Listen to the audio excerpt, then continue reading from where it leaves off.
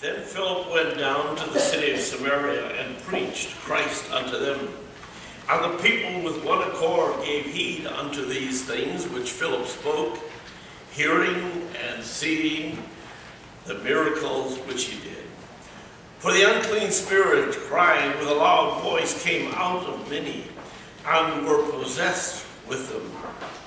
And many taken with palsy, and that were lame, were healed. And there was a great joy in that city. And an angel of the Lord spoke unto Philip, saying, Arise and go toward the south, unto the way that goeth down from Jerusalem unto Gaza, which is desert. And he arose and went, and behold, a man of Ethiopia, a eunuch of great authority under Candace, queen of Ethiopia, who had the charge of all her treasures, and had come to Jerusalem to worship, was returning and sitting in his chariot, reading Isaiah the prophet. Then the Spirit said unto Philip, Go near and join thyself to this chariot. And Philip ran there to him, and heard him read the prophet Isaiah, and said, Understandest thou what thou readest? And he said, How can I, except some man should guide me? And he besought Philip that he would come up and sit with him. May God add his blessing to the reading of his word. Hope for tomorrow. All of us want to be successful.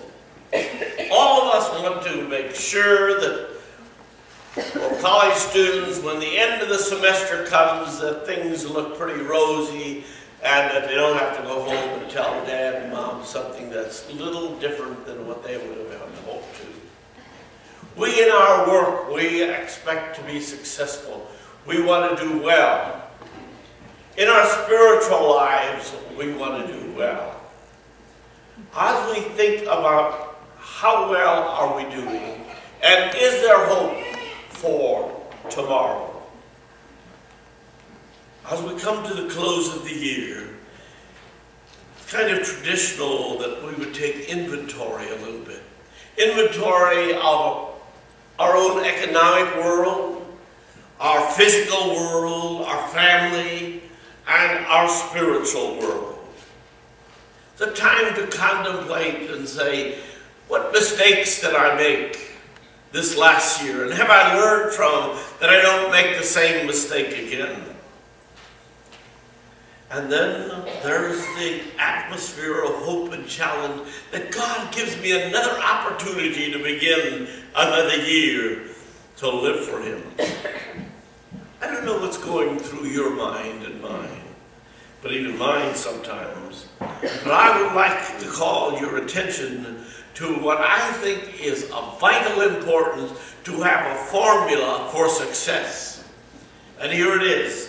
From 1 Corinthians 16:13.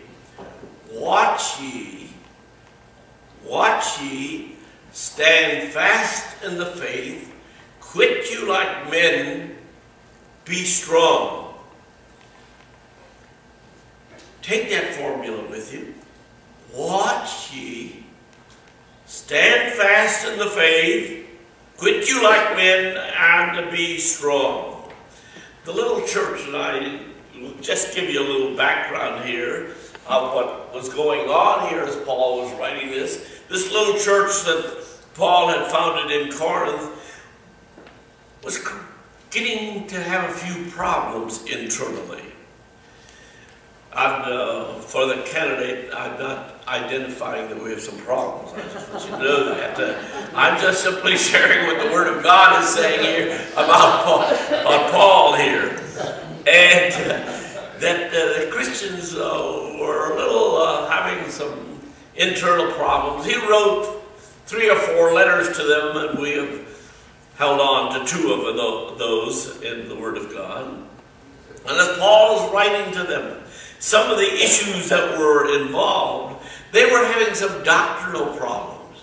They were having some preacher problems because what they were saying, some are of Paul and some are of Apollos and some are of somebody else. And he said, let's get rid of this. Let's have unity. Unless you look carefully, you will get scattered too far apart. So there needs to be oneness and wholeness there. We all have those issues in life. Doesn't make any difference where in our lifespan. We all have temptations. We all have trials. We all run into influences that cause us sometimes to just kind of falter. You remember the children of Israel. They hadn't come across the Red Sea very far when they began to grumble about the food, and maybe their diet wasn't very broad. At least I wouldn't have thought that diet would day after day, but nevertheless, they grumbled. And then when they didn't have water quite at the right time, then they grumbled about that.